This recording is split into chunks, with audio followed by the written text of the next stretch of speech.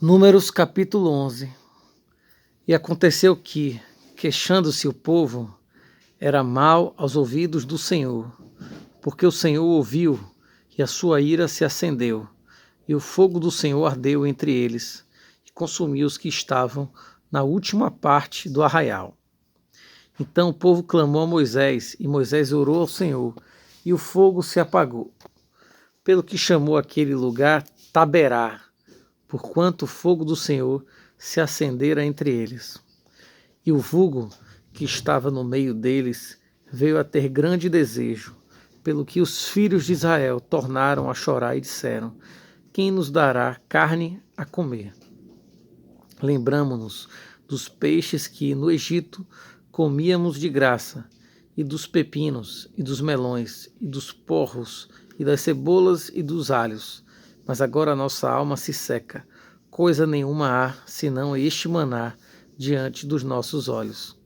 E era o maná como semente de coentro, e a sua cor como a cor de bidélio. Espalhava-se o povo e o colhia, e em moinhos o moía, ou num grau o pisava, e em panelas o cozia, e dele fazia bolos, e o seu sabor era como o sabor de azeite fresco. E quando o orvalho descia de noite sobre o arraial, o maná descia sobre ele.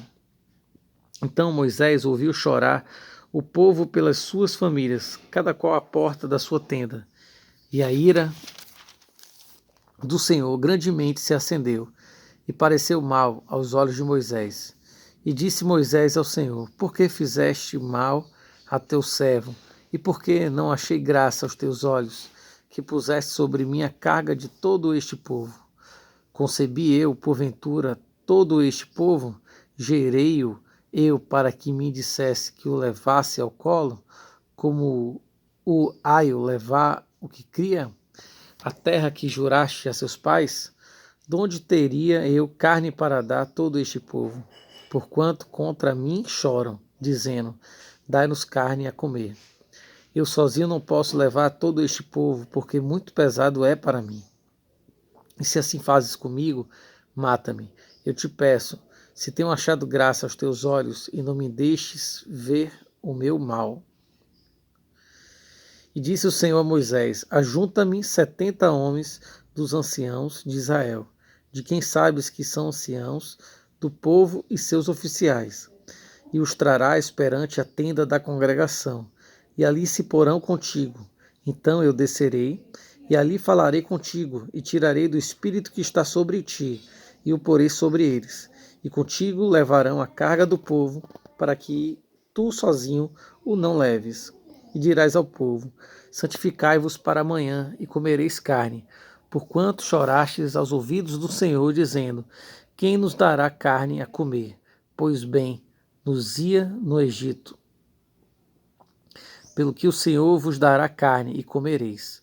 Não comereis um dia, nem 2 dias, nem 5 dias, nem 10 dias, nem 20 dias, mas um mês inteiro, até vos sair pelos narizes, até que vos enfaixeis dela, porquanto rejeitastes ao Senhor, que está no meio de vós, e choraste diante dele, dizendo: por que saímos do Egito? E disse Moisés: 600.000 homens de pé é este povo, no meio do qual estou. E tu tens dito: dar-lhe-ei carne, e comerão um mês inteiro. Degolar-se-ão para eles ovelhas e vacas que lhes bastem. Ou ajuntar-se-ão para eles todos os peixes do mar que lhes bastem. Porém o Senhor disse a Moisés: seria, pois, encurtada a mão do Senhor?